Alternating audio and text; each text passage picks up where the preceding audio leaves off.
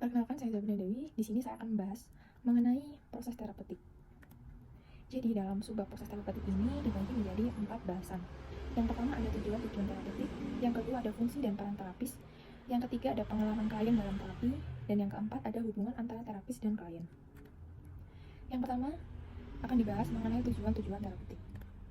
Jadi secara umum, tujuan terapi realitas atau terapeutik ini membantu seseorang untuk mencapai otonomi. Nah, dalam mencapai otonomi ini, seseorang harus dapat mencapai kematangan agar dia itu dapat memiliki dukungan dari dalam dirinya sendiri. Nah, dalam mencapai kematangan ini, maksudnya adalah seseorang itu harus bisa bertanggung jawab serta memiliki tujuan-tujuan serta rencana secara realistis dalam mencapai tujuan-tujuan yang dibuat. Kemudian, terapi realitas ini membantu menentukan dan memperjelas tujuan dari klien. Kemudian, terapi realitas ini membantu menjelaskan penghambat dari kemajuan klien itu sendiri. Di sini, terapis akan membantu klien agar klien itu dapat memahami dan berpikir kritis sebenarnya apa yang menjadi penghambat dalam kemajuannya atau dalam prosesnya dia mencapai tujuannya sendiri. Kemudian, kriteria keberhasilan dari terapi realitas ini adalah klien mampu mencapai tujuannya serta bertanggung jawab dalam pemenuhan tujuannya sehingga klien tidak perlu diberi treatment lagi. Jadi klien sudah bisa bersikap mandiri, kemudian dia memiliki dukungan dari diri sendiri dan juga dapat bertanggung jawab atas rencana dan tujuan yang telah ditentukan. Kemudian yang kedua ada fungsi dan peran terapis. Jadi sisa terapis dalam terapi realitas ini yang melibatkan diri dengan klien dan membuat klien menghadapi kenyataan. Kemudian terapis di sini itu hanya sebagai pembimbing agar dapat menilai tingkah laku secara realistis. Jadi terapis di sini itu hanya bertugas untuk membantu dan membimbing klien agar klien itu dapat berpikir secara kritis dan memahami sendiri sebenarnya tingkah laku apa yang mereka lakukan secara realistis. Kemudian, terapis di sini bukanlah seorang moralis. Glaser pada pasalnya 2 menyatakan prinsip evaluasi tingkah lakunya sering disalahartikan. Jadi terapis di sini tidak boleh untuk memberikan penilaian atau menyalahkan klien apabila klien itu mengalami kegagalan dalam proses mencapai tujuannya secara bertanggung jawab. Kemudian, menyangkal peran sebagai moralis, seperti yang tadi sudah saya jelaskan. Kemudian menurut Glaser pada tahun 1965 halaman 28, terapis harus bersedia sebagai seorang guru dengan klien. Jadi di sini terapis itu harus bersedia untuk membantu serta membimbing klien dalam berkembang dan menjadi seseorang yang mencapai kematangan. Kemudian fungsi terapi sendiri yakni memasang batas dalam situasi terapeutik dan batas oleh kehidupan pada seseorang. Glaser dan Zunin pada tahun 1973 menunjuk penyelenggaraan kontrak sebagai suatu pemasangan batas. Jadi kontrak di sini yang dimaksudkan itu adalah dalam kontrak itu dijelaskan proses-proses apa yang akan dijalani selama terapi, kemudian rencana serta tujuan dan juga bisa mencakup waktu berapa lama terapi itu akan dilakukan.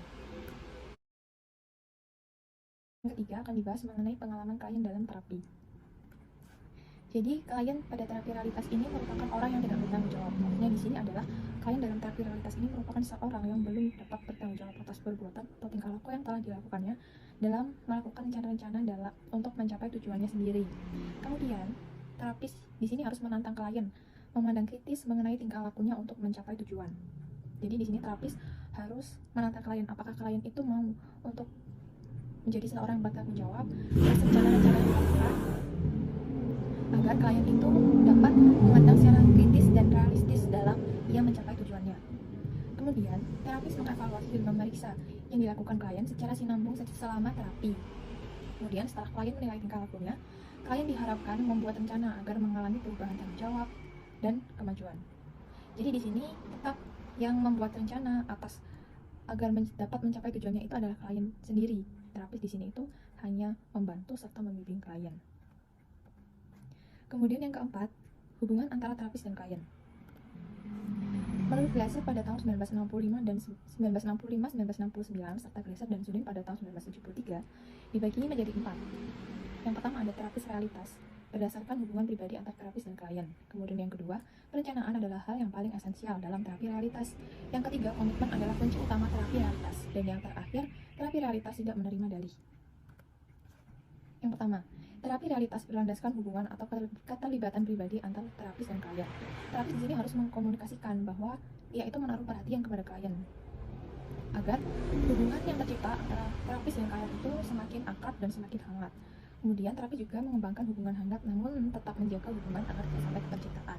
Jadi terapis di sini harus secara profesional untuk mendekatkan hubungan, untuk membangun hubungan antara terapis dan klien sendiri untuk semakin hangat, semakin akrab, namun tetap dalam batasannya untuk tidak sampai ke hubungan percintaan, karena apabila sampai itu terjadi, berarti terapis juga telah melanggar kode etik. Kemudian terapis menentukan situasi terapeutik agar klien memahami sifat, maksud, dan arah hubungan yang terjalin antara terapis dan klien. Kemudian yang kedua, perencanaan adalah hal yang paling esensial dalam terapi realitas. Terapis dan klien harus membentuk rencana yang harus dijalankan karena tindakan merupakan paling esensial dalam terapi realitas. Jadi dalam terapi realitas ini perencanaan yang matang itu sangatlah penting dalam berjalannya terapi realitas. Kemudian dalam mencapai tujuan yang telah ditentukan klien nanti, itu tindakan itu sangat penting untuk mencapai tujuan melalui rencana-rencana yang telah disusun bersama klien dan terapis. Rencana dibuat secara realistis dan dalam batas motivasi kesanggupan klien. Rencana harus spesifik, konkret, dan bisa diukur. Jadi rencana itu harus tetap dalam batas kemampuan seorang klien, agar klien itu bisa terus berkembang dan bertanggung jawab atas rencana-rencana yang akan dilakukannya nanti. Glaser dan Zunin pada tahun 1973 halaman 302 memandang perlu penuangan rencana dalam tulisan dalam bentuk kontrak, kemudian klien bertanggung jawab atas tindakan rencananya. Jadi rencana yang dibuat oleh klien dan terapis itu sebisa mungkin harus dituangkan dalam tulisan dalam bentuk kontrak agar terapis itu dapat terus memantau dan mengevaluasi rencana-rencana yang telah dilakukan oleh klien agar selalu on track seperti itu. Kemudian yang ketiga, komitmen adalah kunci utama terapi realitas. Terapis membantu klien membuat komitmen melaksanakan rencananya. Jadi dalam terapi realitas ini komitmen itu sangat penting agar klien itu dapat terus menjalankan rencananya secara bertanggung jawab dan pada akhirnya klien itu dapat mencapai tujuannya. Dengan menjalankan rencananya, klien diharapkan memperoleh rasa berguna.